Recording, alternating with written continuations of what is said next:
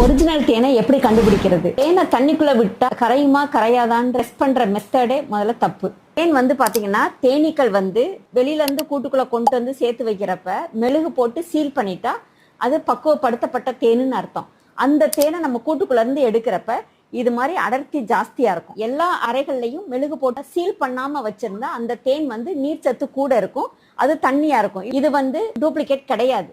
நீர்ச்சத்து கூட கூட தேனோட லைஃப் குறையும். நீர்ச்சத்து குறைய குறைய தேனோட லைஃப் கூடும். டெஸ்ட்ல தான் 100% பியூரா நம்ம கண்டுபிடிக்க முடியும். அதுலயும் அயோடின் கரைசல் தேன் ஒரு 10 சொட்டு எடுத்துட்டு வினாடி டம்ளர்ல விட்டுட்டு 5 சொட்டு தண்ணி பச்சை தண்ணி விட்டு கலக்கிட்டு ஒரு 3 சொட்டு அயோடின் கரைசல் விட்டோம்னா சுத்தி டார்க் பிரவுன் கலர்ல மேலாப்புல அந்த அயோடின் நிற்கும்.